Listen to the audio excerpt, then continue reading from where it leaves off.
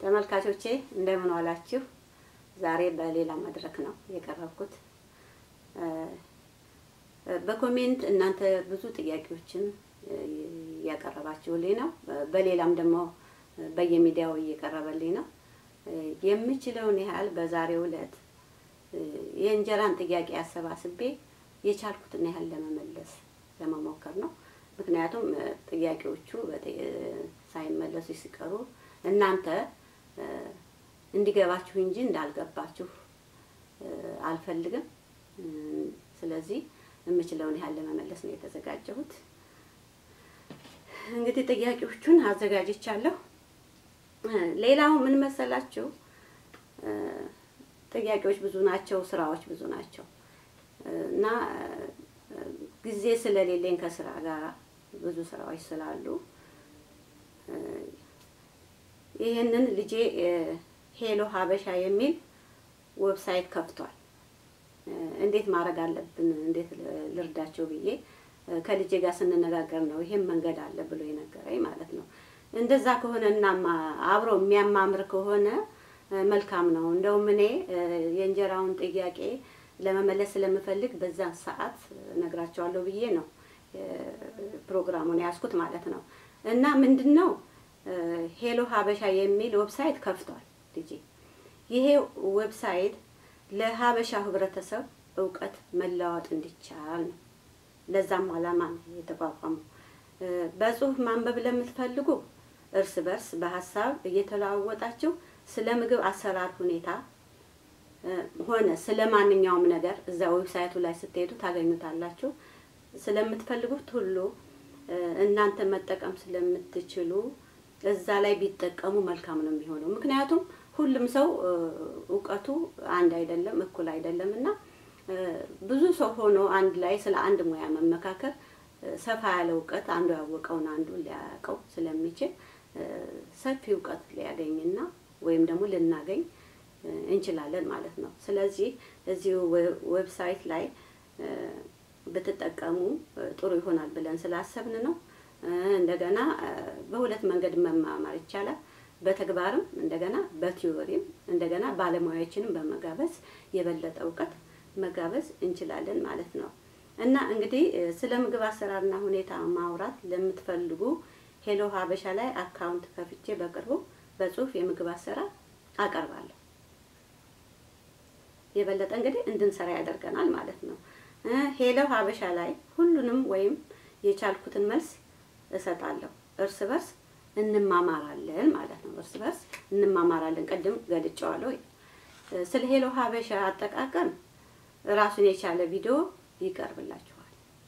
ምክንያቱም አጠቃቀም ያስፈልጋል። ለምሳሌ ሄሎ ሀበሻ ዌብሳይት ምንድነው፣ ማን ነው፣ ምንድነው የሚሰራው የሚለውን አሁን ከገለጽኩት የበለጠ እናንተ ገብታችሁ ስታዩት ልታውቁ ትችላላችሁ። እንደገና ደግሞ እናንተም ራሳችሁ ልታጎለብቱት ትችላላችሁ። የሀበሻ ዌብሳይት ስለሆነ ዕውቀትን ማሳደግ ስላለብን በጊዜ መጠቀም ስላለብን ስለሚጠቅመንም ይሄንንም በዛው ልገለጽላችሁ ብዬ ነው።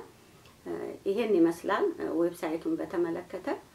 እንግዲህ የበለጠ ደግሞ እናንተ እንደምታሳድጉትና እንደምንማማርበት እርግጠኛ ነኝ። ይሄንን ሄሎ ሀበሻ ዌብሳይትን በተመለከተ ጨርስና ወደ እንጀራው ጥያቄ ነው የሚሄደው። ወደ እንጀራችን ጥያቄ ነው። ቀደም እንዳልኳችሁ ጥያቄዎች ብዙ ናቸው። ከጊዜ አኳያም መመለስ ያለብኝን ወይም ማስቀደም ያለብኝን ብዬ ብዙ ጥያቄ ስላለ አስቀድም ያለው። ስለዚህ ምንድነው የእንጀራ ጉዳይ ነው። እንጀራ ማለት ምን ማለት ነው? እንግዲህ እዚህ ትልቅ እንጀራ ይሉታል፣ የኛን እንጀራ ማለት ነው። እንጀራ ከምን ይሰራል የሚለው ያው መጋገር ከሚችል ዱቄት ሁሉ ይሰራል። አይን ካወጣና እንጀራ ከሆነልን አልጋገርም የሚል ነገር የለም። ስለዚህ እንጀራን እንግዲህ እንደዛ አድርገን ብንሰይመው መልካም ነው የሚሆነው እና ከጤፍ ብቻ መጋገር አንችልም ወይ ለሚለው መልስ ይሆናል ይሄ። ሌላው በሁለት ወይም ከዛ በላይ በሆኑ ዱቄት አይነት ለመጋገር ለምን አስፈለገ ነው። ባለፈው ስለሰራሁት መጀመሪያ ስላሰራሁት ቪዲዮ ነው። በደንብ አይን አውጥቶ እንደ እንጀራ ሊሆንልን ስለማይችል ነው። ስለዚህ ጤፉ ብቻ አይሆንም። ራሱ ዛሬ ጥሩ ሆኖ ነገ አሰራሩ ያሆነ ሊቀየርብን ይችላል እና በዛ ምክንያት ነው ጥሩ ስለሚሆን ነው እና ከምንም እንጀራ መጋገር እንችላለን እንደ እንጀራ ሆኖ ከወጣልን ማለት ነው መጥፎ አይደለም። ሌላው ከለሩ እንዴት ደማቅ ብራውን ሆነ ይሄ እንግዲህ አፈጣጠሩ ጉዳይ ነው። የመሬቱን የሚሆን መናቀር ነገር የለም። እንደዛ ጥያቄ አለ። ሌላው አብሲት አጣጣለው ለሁሉም አንድ አይነት ነው ወይ ነው? ለነጭም ለጥቁሩ ለብዙም ለትንሹም ለነጭ ለጥቁር አንድ አይነት ነው ብለን አንሰይምም ምን እንደሚገባኝ ግን እንደ ሊጡ ብዛት አብሲቱን ልናደርገው እንችላለን። መጀመሪያ የአብሲት ጥቅም ምንድነው ነው ያለሰልሳል እንደገና አይን እንዲያወጣ ያደርገዋል። ይሄ ነው እኔ እስከማውቀው ድረስ ማለት ነው። ሌላው ኩፍታው እስከ ስንት ጊዜ ይቆያል? ይሄ እንደ ወይዘሮ ሁኔታ ኩፍታው ማለት ነው። የመጀመሪያ ኩፍታ መጀመሪያ ስትጀምሩ ማለት ነው ኩፍታው ኩፍ ሲል ነው በጣም ኩፍ ሲል ገና ኩፍ ሲል ነው የሚሻለው እንጀራው ወይም ደግሞ ኩፍታውን ካበቃ በኋላ ነው እንጀራው የሚሻለው የሚለው ስትሰሩ ታውታላችሁ። መሞከር ነው። ከሙከራ የማይገኝ ነገር የለም እና ያው ሌላው የኩፍታው መፍጠን አለመፍጠን እንደ ወይዘሮ ሁኔታ እና እንደ እርሾ ብዛት እንደ ሊጡ ብዛት ነው። ትንሹ እና ትንሽ ዱቄት ሆኖ ሊጡ እርሾ በርከት ካለ ቶሎ ኩፍ ሊያደርገው ይችላል። ቀዝቃዛም ከሆነ ደግሞ ቶሎ ኩፍ ሊያደርገው ይችላል። ሙቀት ከሆነ ቶሎ ኩፍ ሊያደርገው ይችላል። ሌላው መጋገር እንደ ተፈለገ አይነት ማለት አፍለኛ ወይም በጣም ይወካ መጋገር እንችላለን። አፍለኛ ማለት ምን ማለት ነው? በጣም ያልወካ ማለት ነው። አቦካክ ሁለት አይነት አላቸው። አዎ ጥቅልና ቀጭን ማውካት ይቻላል ማለት ነው። የጤፉንና የገብሱን ኢትዮጵያ ላይ ይቅርታ አንድ ላይ አቦካኩን አሳዩን የሚል ነው። እናሳያለን እሱ ሊጡ ከተቀጠነ በኋላ ፍሪጅ ይገባል ወይ? ይገባል አይገባም? ሁለት አይነት መልስ ነው ያለው እንደ ዱቄቱ ሁኔታ። አንዳንዱ እኔ አሁን በአብዛኛው ባለፈው እንዳሳየኋችሁ ጥቅልም ሆነ እያጠለልኩ ማብኩቻ አይቻለሁ። ያላየሁት ተአምር የለም በጤፍ ብቻ አገጋገር ላይ። ስለዚህ ፍሪጅ ማስገባት ይቻላል። አንዳንድ ጊዜ ብዙ ጊዜ እንደ አንድ አይነት አቦካክ ቆንጆ ሆኖ ይጋገርና አንዳንድ ጊዜ አቦካኩና አሰራሩ ያው ሆኖ እንጀራው ሊበላሽብን ይችላል እና አብሲት ጠለል ማለት ከጀመረ በኋላ ሊጡ ከአንድ ተኩል እስከ 2 ሰዓት ድረስ ፍሪጅ አቆይተን አውጥተን ትንሽ ውጭ ከቆየ በኋላ መጋገር እንችላለን። እንጀራው ሊያምር ይችላል እና እንደ ሁኔታው ነው ማድረግ የምንችለው ማለት ነው። እና በጥቅሉ ምንድነው ፍሪጅ ውስጥ ማቆየትም ይቻላል። ሌላው እንዳጠቃላይ ቀዝቃዛ ቦታ ነው የሚወደው። አብሲት ከተጨመረ በኋላ በቀጭኑ የሚቦካ በወፍራሙ ቀዝቃዛ ቦታ ሊጡ መቀመጥ አለበት ማለት ነው። እና ፍሪጅ ይገባል ለሚለው መልሱ ይሄ ነው። ሊጡ የግድሽን ያህል ቀን መቆየት አለበት ወይ ነው? 6 ቀን ቆይቼ ስላሳየኋቸው ነው። በአምስተኛው ቀን አብሲት ተጥሎ በማግስቱ ቢያንስ ከ8-9 ሰዓት በኋላ ነው የተጋገረው። ያ ማለት እንግዲህ የቀጠነው ሊጡና ጥላው ተለይቷል። በቃ ከላይ ጥላውን ጥልል አድርጎ መድፋት ይቻላል ለማስተካከያ ካልተፈለገ ማለት ነው። ስለዚህ እስከዛ ነው ያህል ሲቆይ ነው ባዶ እንጀራ ባጤፉ ብቻ በጣም አስቸጋሪ ነው። ስለዚህ አብሲት ከተጣለ በኋላ ከ8 ሰዓት ጀምሮ ቢቆይ መጥፎ አይደለም። 2 ቀን አቆይቼ አይቼዋለሁ። እንጀራው ቆንጆ ነው ግን አይኑ ቆንጆ ነው ደረቅ ብሏል። 2 ቀን አብሲት ያቆየሁት ማለት ነው እና እንደዛ ቢቆይ 5 ቀን 6 ቀን ምንም ማለት አይደለም። እኔ ከሂደት ያገኘሁት ምንድነው ሊጡን ስናቦካው በሁለተኛው በሶስተኛው በአራተኛው ቀን ከላይ ነጭ ያለብሳል ደሻገተ ነገር ግን ውሸቱን ነው። እኔ መጀመሪያ እንደውም አልበላም ይሄን ያህል የቆየ ብዬ ብዙ ጊዜ አልተጠቀምኩበትም ነበር። በኋላ እኔ መመራመርና እንደውም መሞከር ስለምወድ ስሞክረው እና ሳየው ሊጡ ውሸቱን ነው እንጂ ከላይ የቦካ የሚመስለው የቦካ አይደለም። እኛ ሀገር አሁን ይሄው መጥጣት ሽታው ራሱ በስማ ማረቅ ያረቄ ነው የሚለው 5 ቀን 6 ቀን እንደዛ የቆየቴ ግን 5 ቀን ማቆየተን እዛ ውሃ እየቀየርን እንደገና እሸት ይሆናል ይባላል። ከላይ ያጠለለው ይሄው መጥጣው ይጠፋል። አዲስ ንጹህ ውሃ እንጨምራለን። እንደዛ ያደረግን ሊጥ ማቆየት እንችላለን። እዚህ ግን እንደዛ አይደለም። ሊጡን ሁሉ ቆንጥሬ አይቼዋለሁ። ከላይ የቦካ ይመስላል እንጂ የውሸት አቦካክ ነው። ብዙ የሚጎዳ አይደለም። እኔ በበኩሌ የ5 ቀኑን ነው የምጠቀምበት ንጹህ ጤፍ ከሆነ። ከዛ ውጪ ከሆነ ግን መቀነስ ይቻላል። ቀኑ 5 ቀንም 4 ቀንም ማረግ ይቻላል። ገብስ የምንጨምር ከሆነ ሌላ ነገር የምንጨምር ከሆነ ማለት ነው። በጣም የሚያስቸግረው ንጹህ ጤፍ ማጋገሩ ላይ ነው። እና የግድ መቆየት አለበት። እንደ ባለቤቱ ነው፣ የግድ መቆየት የለበትም። ስለዚህ ጤፍ ብቻ ከሆነ ግን በ3ኛው ቀን አብኩቼ ጋግሬው በፍጹም አልወጣም ብሏል፣ ተበላሽቷል። እና እኔ አሁን ጤፍ ብቻውን 3 ቀን አብኩቼ ጋግራለሁ ብዬ ማለት ይቻላል። እንኳን ለሰው ሞክሩ ልል ቀርቶ ብቻውን ከሆነ ማለት ነው። ከገብስ ጋር ከሆነ በመጀመሪያ ቪዲዮ የለቀኩትም አለ ከ3ኛው ቀን ጀምሮ ያቦካን እንደ ፍላጎታችን ደባልቀን መጋገር እንችላለን ነው ማለት ነው። እሺ የሚቀጥለው ደግሞ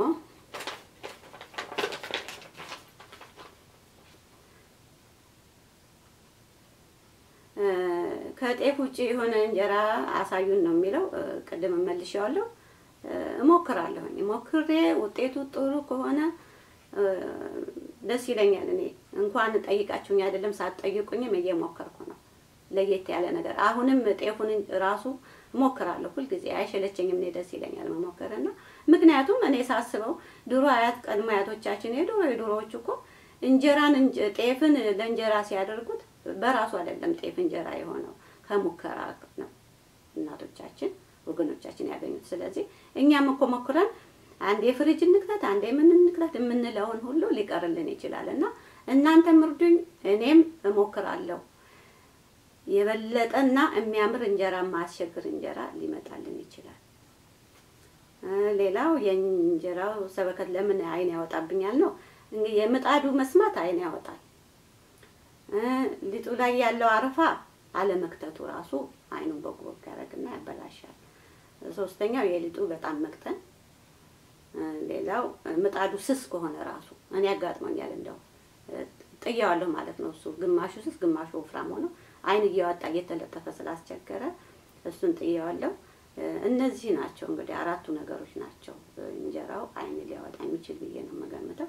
ሌላው አፍለኛም ከሆነ እንደዛ ነው። የወካ አይኑ ደቀቅ ብሎ ያምራል በጣም ሳይደቅ እና እንደዛ ነው። ሌላው ለእንጀራ ከተቦካ በኋላ አብሲት ከተጣለ በኋላ ያለው ቆይታ ነው። ይሄ እንግዲህ ቅድም በያቸዋለሁኝ። ይሄ ጥቅሉ ከሆነ የማደርገው ከ8 ቀን ከ8 ሰዓት በኋላ መጋገር እንችላለን። 2 ቀን ማቆየቻለሁ ብያቸዋለሁ። እናንተ እንደ ቤታችሁ እንጀራው እንዳማራችሁ አቦካኩ እንዳማራችሁ መሞከር ትችላላችሁ፣ ማረግ ትችላላችሁ ማለት ነው። እና አሁን የ3 ቀን ያቦካሁት ከዚህ በፊት በ3 ዱቄት የተሰራው ወዲያው ነበር ኩፍ የሚለው። በ30 ደቂቃ ኩፍ ይላል። አንዳንድ ጊዜ ደግሞ ለመነሳትም ይቸግራል።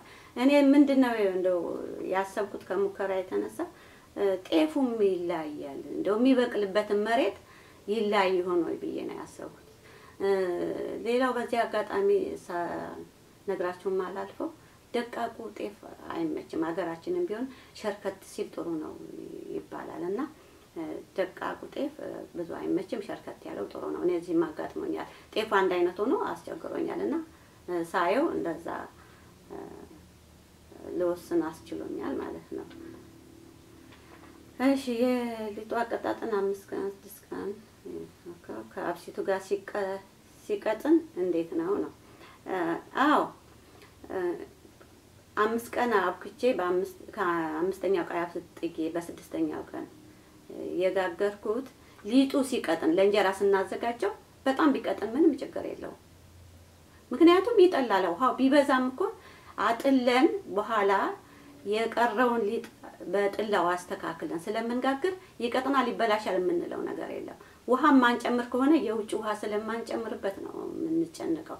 አሁን በገብስ በመናምን እንጋግር ከሆነ ወደ ኩፍ ብሎ ረጋ ሲል የምንጋግር ከሆነ እንግዲህ ከቀጠነብን ሌላ ጥላይ ከሌላ አስቸጋሪ ነው። ዞሮ ዞሮ ግን ጥላ አጥልለን ብንጋግረው ማንኛውም ነገር መልካም ነው የሚሆነው። ማስተካከል እንዲችል ሌላ ውሃ መጨመር ስለማንችል ማለት ነው። ሊጡ ፍሪጅ ይገባል። መልሻለሁ። ሌላው ዱቄቱ ታምሷል ወይ? አላመስኩም። እዚህ ላይ ጥሩ ጥያቄ ነው። ምንድነው እኔ እንኳን ለወገን ለህዝብ የሚያስተምር ሰው ለራሴም ቢሆን ያደረኩትን እንዳረሳ እንኳን ማስተዋሻ ጽፌ ነው እንኳን ለማስተምረው ህብረተሰብ ያረኩትን ረስቼም ሆነ ሳረሳ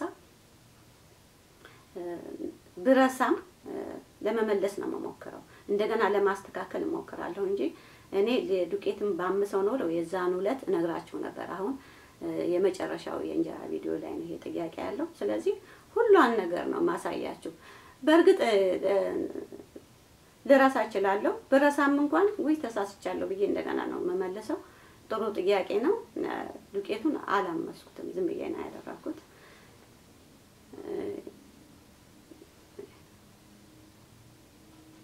የዳቦ እርሾ ከጤፍ እርሾ ጋር ሲቀላቀልና አንድ ላይ ሲቦካ እንጀራውን ያሳምረው አይመስልም ወይ ነው? እኔ አሁን ሳቦካ ለሁሉም ህዝብ እንዲሆን በሁለቱ ነው ያቦካሁት፣ በዳቦ እርሾና በዛ። እንደዛ ከሆነ ታዲያ ምን አለ ሞክሩበት፣ እናንተ ሞክሩ። እኔ አሁን ሁሉም እርሾ ማገኝ ሰው እንዲጠቀምበት ነው። ምናልባት የዳቦ እርሾ ትንሽ መጨመሬ ከሆነ እንጀራውን ያሳምረው ሞክሩ፣ አርጉትና ይው። እንደውም ጥሩ ጥያቄ ነው ይሄም ራሱና ማድረግ ይቻላል።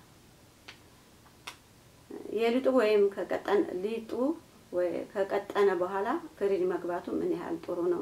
ቅድም መልሻለሁ፣ እሱም ጥሩ ነው። አስገቡና ሞክሩት ማለት።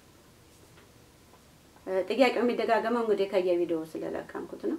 ቅደም ተከተሉ ከቀጠነ በኋላ ኩፍታውን የጨረሰ ሲመስል ማለት ውሃው ከላይ ሲያጠል ከአንድ ሰዓት ተኩል ቅድም ተናግሬ እስከ 2 ሰዓት ፍሪጅ ቆይቶ ለማውጣት በደንብ አጥልሎ በትላው ቅጥነቱን አስተካክሎ መጋገር ነው።